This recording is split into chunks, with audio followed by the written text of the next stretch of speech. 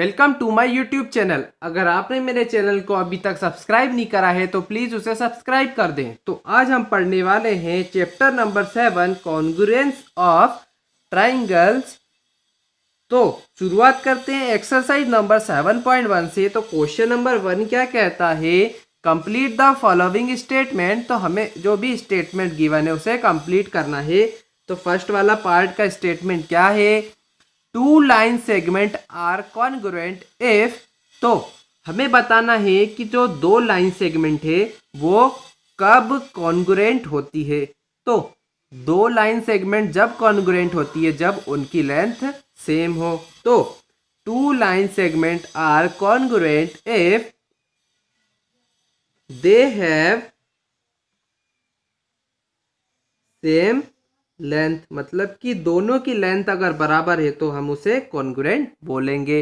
फिर B part मतलब second part पे आते हैं। Among the congruent angles one has a measure of 70 degree, the measure of the other angle is.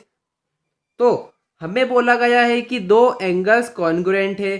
तो अगर एक एंगल का मेजर 70 डिग्री है तो दूसरे एंगल का मेजर क्या होगा। तो हमें पहले ही बोल दिया है कि दोनों एंगल कॉन्ग्रुएंट है, मतलब कि दोनों एंगल की वैल्यूज सेम है। तो एक एंगल 70 डिग्री का है तो दूसरा एंगल भी कितने डिग्री का होगा, 70 डिग्री का होगा। थर्ड पार्ट पे आ जाते हैं। तो क्या बोलेंगे, when we write angle A equal to angle B we actually mean that. तो हमने अगर लिखा angle A equal to angle B, मतलब कि इसका क्या मतलब है, हम ऐसा क्यों लिखते हैं। हम ऐसा जब लिखते हैं जब दोनों एंगल्स की वैल्यू इक्वल है, यानी कि दोनों एंगल्स एक दूसरे के कॉन्ग्रुएंट है। तो इसका एक्चुअली मीनिंग क्या होता है, measure angle A equal to measure angle B. और इसको और अच्छे तरीके से शॉर्ट फॉर्म में लिख सकते हैं, M angle A equal to M angle B. पर एम लिखने की कोई ज़रूरत है नहीं क्योंकि मीनिंग वही है ना कि angle A equal to angle B. अब आ जाते हैं क्वेश्चन नंबर 2 पे। क्या बोला गया है, give any two real life examples of congruent shape. तो हमें दो रियल लाइफ एग्जांपल देने हैं कॉन्ग्रुएंट शेप के। तो कॉन्ग्रुएंट शेप मतलब कि दोनों का साइज इक्वल हो। तो साइज और शेप इक्वल हो। तो फर्स्ट वाला एग्जांपल क्या हो सकता है, फर्स्ट वाला एग्जांपल हो सकता है कि पेजेस ऑफ ए बुक, मतलब किसी भी बुक के पेजेस हम देख लें तो वो एक दूसरे को कवर कर लेते हैं ना, मतलब कि वो एक दूसरे के कॉन्ग्रुएंट है। तो क्या लिखेंगे, pages of A same book, एक ही बुक के पेजेस को वो कॉन्ग्रुएंट होते हैं। या फिर कॉपी भी बोल सकते हैं, बुक्स या कॉपी, वो एक ही बुक या कॉपी के सेम पेजेस वो कॉन्ग्रुएंट होते हैं एक दूसरे के। सेकंड एग्जांपल क्या हो सकता है, सेकंड एग्जांपल हो सकता है biscuit of the same packet, मतलब कि biscuits of A same packet, वो सेम साइज के भी होते हैं और सेम शेप के भी होते हैं। तो biscuits of A same packet एक एग्जांपल हो सकता है। क्वेश्चन नंबर 3 पे आते हैं। क्या है, if triangle A B C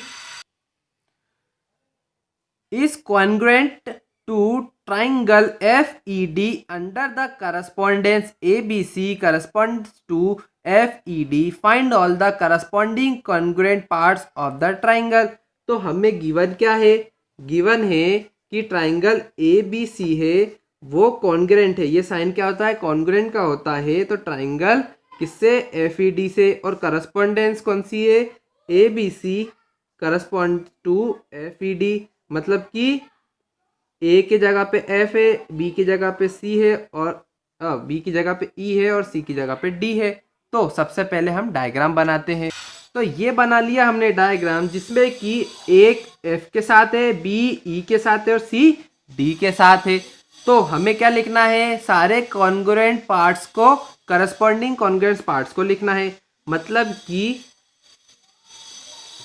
given है कि ए बी सी कॉन्ग्रुएंट है एफ ई डी के साथ और A B C correspond to F E D, तो कॉन्ग्रुएंट पार्ट्स को लिखना है। तो ए बी लाइन है, जो ए बी लाइन सेगमेंट है वो किसके करस्पॉन्ड होगा, ए बी किसके करस्पॉन्ड होगा, एफ ई के करस्पॉन्ड होगा।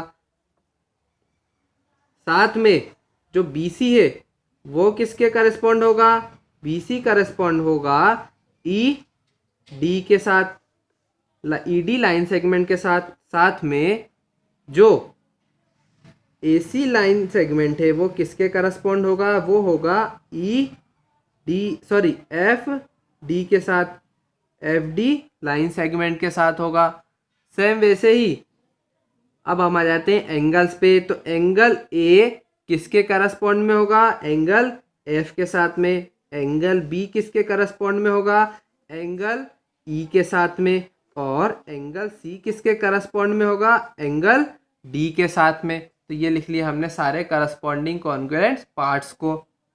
अब आ जाते हैं क्वेश्चन नंबर 4 पे। क्या कहता है, if triangle D E F is congruent to triangle B C A, right the part of A B C triangle B C A that correspond to. तो हमें गिवन है triangle D E F congruent to triangle B C A. तो पहले diagram बनाते हैं।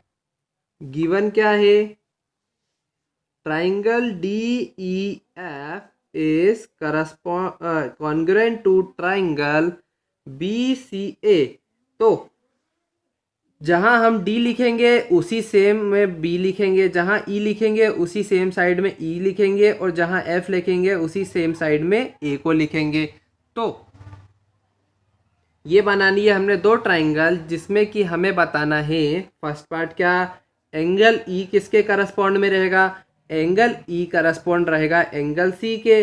तो angle E correspond रहेगा angle C के। सेकेंड पार्ट पे आते हैं। जो ई एफ लाइन सेगमेंट है वो किसके करस्पॉन्ड में रहेगी, तो ई एफ किसके करस्पॉन्ड में है, सी ए के। तो सी ए लाइन सेगमेंट के करस्पॉन्ड में रहेगी लाइन सेगमेंट ई एफ। ऐसे जाते हैं थर्ड पार्ट पे। क्या है,